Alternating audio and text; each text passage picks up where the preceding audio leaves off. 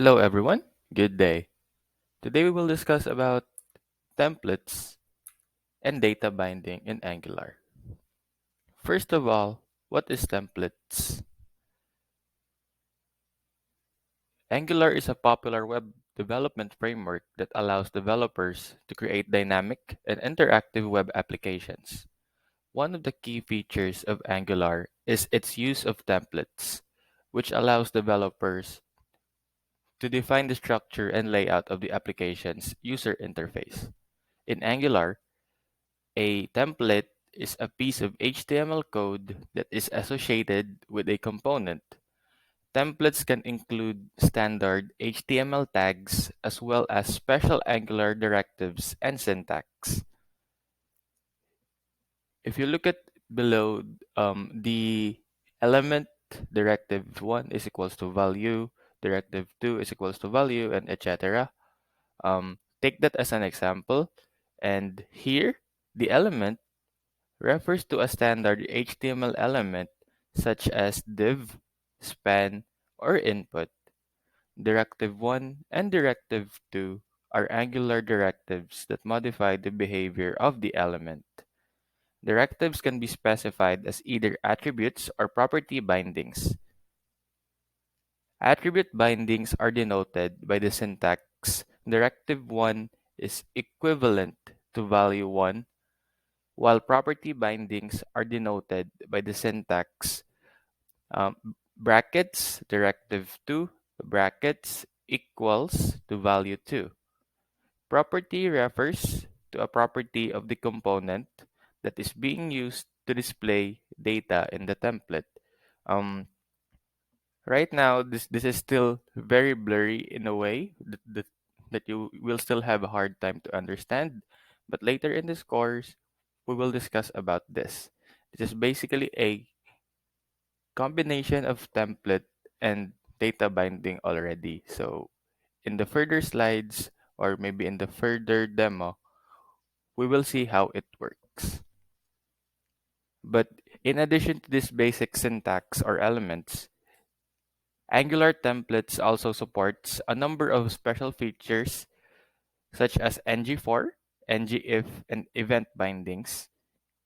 Like before the previous course, we used ng-if and ng-for. ng-for is used to loop over a collection of items and generates multiple instances of a template element, while ng-if is used to conditionally show or hide elements based on a Boolean expression. Event bindings are used to respond to user input, such as button clicks or form submissions. Overall, Angular's template syntax is designed to be flexible and powerful, allowing developers to create complex and dynamic user interfaces with ease. That's all for templates, that's all for its concept and how it is used. And let's move on into data binding. Data binding. It is a fundamental concept in Angular that enables developers to establish a connection between the data model and the user interface of the application. It allows the user interface to be automatically updated whenever the underlying data changes and vice versa. Um, Angular supports different types of data binding. One, for the interpolation, it is a one-way data binding that allows you to insert a component's property value into the template. The syntax for interpolation is braces, braces, property, braces, braces. Just like what we used before, the braces. And for a visual image, it's like this. As you can see in the example, there's two brackets or braces. I don't know what it's called, but it's like that. That's basically how you use interpolation, where For example, the property is the name of the component's property that you want to display. Take this as an example. As you can see, first name is equivalent to John and last name is equivalent to Doe. We use the brackets to access the first name in the HTML syntax. For example, the output for this will be hello, John Doe. But if we don't use these brackets or braces, it's just gonna output hello, first name, last name.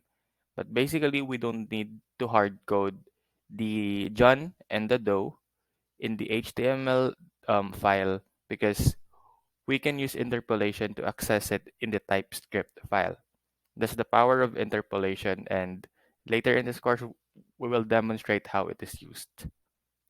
Next is property binding.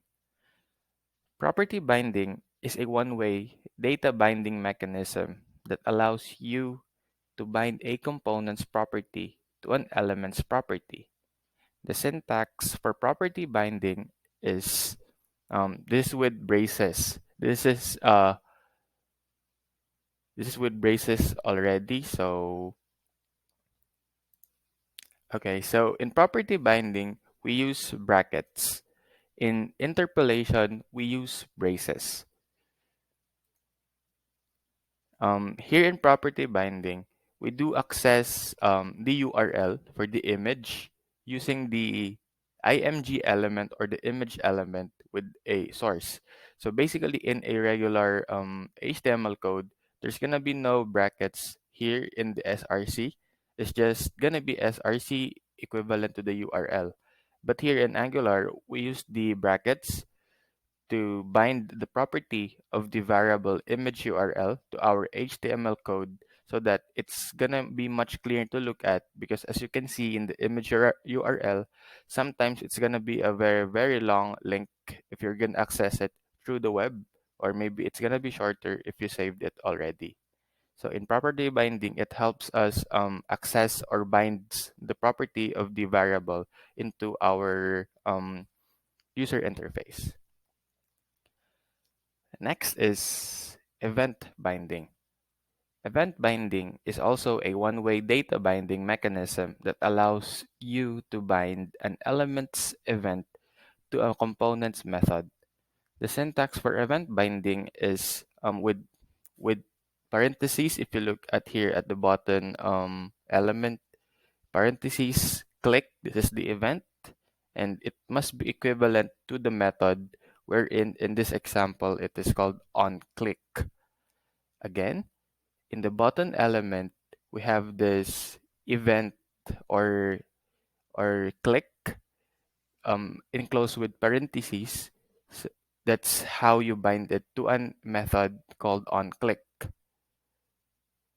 So remember that whatever is inside the parentheses, it is the event, and what it is equivalent to is the method found in the TypeScript file, wherein the output for this code, if you click the button, an alert will show up that it's gonna be saying that the button is clicked. Later, we will show in this course how it works. Next or last is two-way data binding. Two-way data binding is used to bind an element's property and event to a component's property. For example, let's say we have an input element and a component with a property called username. In this example, the name is John, and in our model or in our HTML code, we use the ng model directive in Angular to bind the data in two ways, wherein it is equivalent to the variable name found in our TypeScript file. Using this, we can bind the value property of the input element to the name property of the component using two-way data binding. So basically, you can achieve two-way data binding by using ng model as the basic example, and then you equate it or you make it uh, set it to be equivalent to name or the variable name found in a TypeScript file.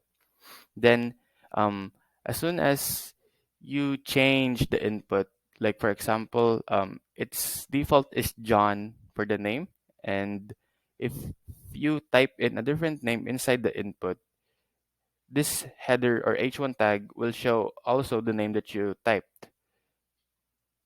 For a better understanding, we will show how this works later, because this is quite kind of complicated in a way, because it's much more understandable if it's gonna be demonstrated. That would be all for this part of this course. See you in the demo. Thank you.